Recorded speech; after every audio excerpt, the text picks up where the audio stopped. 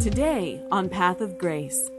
But it's during that kingdom that yet another kingdom will come, and this is where it gets interesting. Verse 44, and in the days of these kings, the toes on the statue, the iron and the clay trying to mix, in the days of these kings, raise up doth the God of the heavens a kingdom that is not destroyed to the age, and its kingdom to another people is not left. It beateth small, and endeth all these kingdoms, and it standeth to the age. Because that thou hast seen that out of the mountain cut hath been a stone without hands. In other words, it's not something mankind is going to do. And it hath beaten small the iron, the brass, the clay, the silver, and the gold. The great God hath made known to the king that which is to be after this, and the dream is true, and its interpretation steadfast. In other words, Daniel is saying, this is from God, it is true, and you can count on it happening. The book of Daniel doesn't simply contain neat stories about Daniel in the lion's den and his three pals Shadrach, Meshach, and Abed-Nego in the fiery furnace. It also contains specific prophecies about several world empires that would rise and fall, which as we look back historically, we discover that those empires came and went just as it was laid out in this book. So the critics say there's no way this could have been written in advance. This prophecy could not have been made beforehand because it was too specific and these things happened just the way it was laid out. There's no way. So they came up with a theory, pretty simple one. They said this had to be written after these things happened. It wasn't written before. The author wrote all of this looking back at these empires, then made up a neat story about this guy Daniel and his buddies to go along with it, put an old date on it, and that's how it came to be. Well, I don't buy that. Who are the critics leaving out of the equation when it comes to anything prophetic? You know who they're leaving out? They're leaving out God. God is the central part of the equation when it comes to prophecy. Now, to review what we saw in our last study, in Daniel chapter 2, King Nebuchadnezzar had a dream that really freaked him out. He knew that the dream had some sort of significance, but he didn't know what. So he called for his wise men and astrologers, the soothsayers and the sorcerers, hoping that they could interpret the dream. But there was a problem. He couldn't remember what the dream was. So they asked him to tell them what the dream was, and they'd give him an interpretation. But he said, hey, I don't know what it was. On top of that, if I did, I wouldn't tell you. Because if I told you the dream, and then you gave me an interpretation, how would I know that that interpretation was true? How about this? You tell me the dream without me telling you what it is, and if you get that part right, I'll know that the interpretation is right.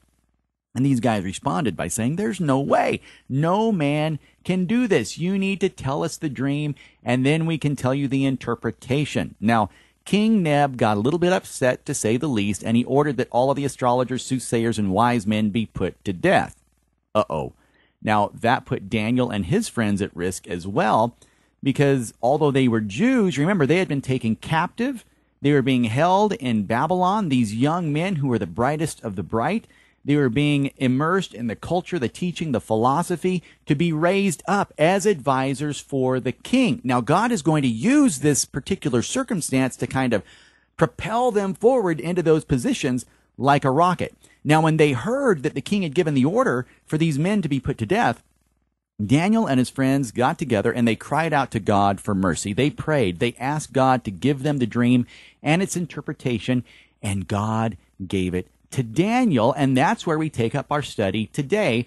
Daniel is standing before the king, declaring that no wise man, no astrologer, no magician can declare these things to the king, but there is a God who knows all things, and he alone can reveal the king's dream and its meaning. So let's get started in Daniel chapter 2, verse 26. It says this, and I'm reading from Young's literal translation. The king hath answered and said to Daniel, whose name is Belteshazzar, art thou able to cause me to know the dream that I have seen and its interpretation? Daniel hath answered before the king and said, the secret that the king is asking, the wise men, the enchanters, the scribes, the soothsayers are not able to show to the king. But There is a God in the heavens, a revealer of secrets, and he hath made known to King Nebuchadnezzar that which is to be in the latter end of the days. Thy dream and the visions of thy head on thy bed are these. Stop right there for a minute. The first thing Daniel does is give God the credit and the glory for revealing the dream. And then Daniel tells the king that this dream has to do with things in the future, the latter end of the days. It has to do with things to come after the time of the king, all the way up to the end of the days. Verse 29. Thou, O king, thy thoughts on thy bed have come up concerning that which is to be after this, and the revealer of secrets hath caused thee to know that which is to be. In other words, as the king had been in bed, he'd been thinking about his big, powerful kingdom of Babylon and all its greatness, and he started to wonder about what would come of it, what would happen in the future. How will the world in its present state end? And as he drifted off to sleep, God gave him a dream showing what would take place after him. Verse 30.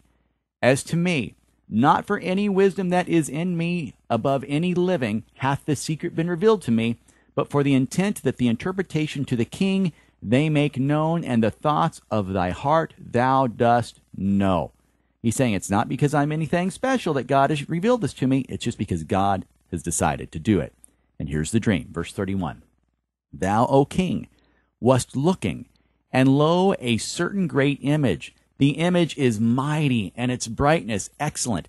It is standing over against thee, and its appearance is terrible. This image, its head is of good gold, its breasts and its arms of silver, its belly and its thighs of brass, its legs of iron, its feet, part of them of iron, and part of them of clay. Thou wast looking till that a stone hath been cut out without hands, and it hath smitten the image on its feet that are of iron and of clay, and it hath broken them small. Then broken small together have been the iron, the clay, the brass, the silver, and the gold, and they have been as chaff from the summer threshing-floor, and carried them away hath the wind, and no place hath been found for them. And the stone that smote the image hath become a great mountain, and hath filled all the land. So that's the dream. A great big image shaped like a human being, with a head of gold, chest and arms of silver, stomach and thighs of brass or bronze, legs of iron, and feet and toes that are made out of a mixture of iron, which would be strong, but also clay, which would be weak. And at the end of the dream, the feet were crushed with a huge stone, a stone not cut with human hands. In other words, it wasn't the work of man. It was something God was doing. And as a result, the statue collapsed into a pile of dust like chaff, and the whole thing blew away and became nothingness. All those kingdoms, those empires, become nothingness. And then the stone became a great mountain and filled the whole earth. How's that for a wild dream? And then in verse 36, Daniel gives King Neb the interpretation of it. And what we see is basically an overview of Gentile world powers from the time of Nebuchadnezzar all the way to the final kingdom on this earth. Verse 36, This is the dream and its interpretation we do tell before the king.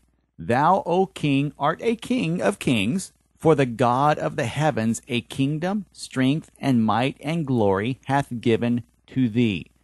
And whithersoever sons of men are dwelling, the beasts of the field and the fowl of the heavens, he hath given into thy hand, and hath caused thee to rule over them all. Thou art the head of gold. Stop right there. He says, King, in this dream that God has given you, you are the head of gold. Babylon, this great empire that you rule, is a kingdom of gold. You, king, are at the pinnacle of human power. You are, from the human perspective, a force to be reckoned with. You are a king over other kings. But you know what, King Neb? You got to realize this kingdom that you treasure, this kingdom that is so dear to your heart, this kingdom that perhaps you might have tried to take credit for, this kingdom is not going to last forever. It is God who gave it to you for a purpose. It is God who placed you in this position for a season. He gave it all to you. You might think you have this power because of you. Nope, it's because of God. And just as this kingdom came, you know what? It's going to go. Verse 39. And after thee doth rise up another kingdom lower than those. In other words, lower than yours. And in a later chapter, Daniel identifies the second kingdom as a Medo-Persian empire, and history shows us it was the Medes and the Persians that rose up next. And he goes on, and another third kingdom of brass that doth rule over all the earth. In Daniel chapter 8, Daniel tells us that the third kingdom is the kingdom of Greece, and that's exactly what happened in history. Babylon was overthrown by the Medes and the Persians. The Medo-Persian Empire was overthrown by the Greeks. And then in verse 40, we find out that the legs of iron represent a fourth kingdom. And the fourth kingdom is strong as iron, because that iron is breaking small and making feeble all things, even as iron that is breaking all these. It beateth small and breaketh. Wow. You know what empire crushed the Greek Empire? It was the Roman Empire. One historian said this about Rome. The Roman legions were noted for their ability to crush all resistance with an iron heel. And this fourth kingdom is represented by iron. That's exactly what they did. They crushed all those who opposed them. And like the two legs of the statue, the Roman Empire eventually split into two parts, the Eastern Empire and the Western Empire. Now, all of these empires have come and gone, just as this dream had shown. And then, as we make our way down to verse 41, we come to another empire in world history. And a lot of times, we've got to realize when it comes to Bible prophecy, there seems to be gaps in between those prophecies. Kind of like if you've ever gone mountain climbing or hiking, you come up on top of one mountain peak, and you can look out and you can see way out in the distance, peak after peak after peak in front of you. You see the mountain tops, but you can't see the valleys in between those peaks. You don't know how long it will take to cross across each valley, and that's kind of the way it is with Bible prophecy. We see the peaks, but we're not always shown the valleys and how far across those valleys are. So we don't know the time frame in between certain things, and there seems to be a valley between the Roman Empire and the final Gentile world empire. Let's see what Daniel says about it in verse 41. As to that which thou hast seen, the feet and toes, part of them potter's clay, and part of them iron, in other words, clay mixed with iron, the kingdom is divided. And some of the standing of the iron is to be in it, because that thou hast seen the iron mixed with miry clay. As to the toes of the feet, part of them iron, and part of them clay, some part of the kingdom is strong, and some part of it is brittle. Because thou hast seen iron mixed with miry clay. They are mixing themselves with the seed of men, and they are not adhering one with another, even as iron is not mixed with clay. Wow, in other words, you could say that this last empire that he's speaking of, these toes and these feet, would be made up of smaller kingdoms mixing together, some of them strong, some of them not, but they're unable to truly adhere to one another. And going by what we see here and what we'll see later in Daniel chapter 7, it looks like this last Gentile world empire will be an alliance, some might use the word a confederation, a joining of nations, nations that come together in what could be called a revived Roman Empire. Now, the Roman Empire ceased to exist in 476 AD, and in the West it was followed by what people call a nation-state system, where basically the power is not centralized. There's not one individual nation that rules over the entire world. Some have tried. Instead, each nation functions individually. But the Bible speaks of one day an alliance or a group, a joining of nations, nations coming together, attempting to become one with one another. And over the past few decades, there's been a lot of movement in that direction. There are some Bible scholars who believe that what's happening with the European nations could be the beginning of the fulfillment of this in front of our eyes. Some say it has to do with the United Nations, but regardless, it seems to be a picture of many smaller powers coming together, some of them strong, some of them weak, in an attempt to create a mega superpower, which I believe, according to Scripture, will eventually be ruled over by one commonly referred to as the Antichrist. We'll talk more about that when we get to chapter 7. But it's during that kingdom that yet another kingdom will come, and this is where it gets interesting.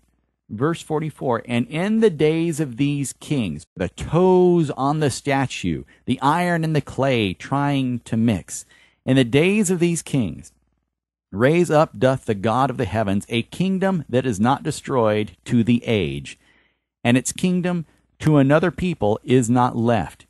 It beateth small, and endeth all these kingdoms, and it standeth to the age, because that thou hast seen that out of the mountain cut hath been a stone without hands. In other words, it's not something mankind is going to do.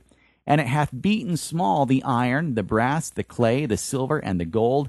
The great God hath made known to the king that which is to be after this, and the dream is true, and its interpretation steadfast. In other words, Daniel is saying, this is from God, it is true, and you can count on it happening. Verse 46. Then hath King Nebuchadnezzar fallen on his face, and to Daniel he hath given presents and sweet things. He hath said to pour out to him. The king hath answered Daniel and said, of a truth it is that your God is a God of gods, and a Lord of lords, and a revealer of secrets, since thou hast been able to reveal the secret. Then the king hath made Daniel great, and many great gifts he hath given to him, and hath caused him to rule over all the province of Babylon, and chief of the prefects over all the wise men of Babylon. And Daniel hath sought from the king that he might appoint over the work of the province of Babylon Shadrach, Meshach, and Abed-Nego. And Daniel is in the gate of the king. So very, very quickly, Daniel and his three friends were thrust up into these positions as a result of Daniel giving the king the dream and the interpretation. And we see God's hand in all of it. And that's where we'll wrap up our journey through the book of Daniel today.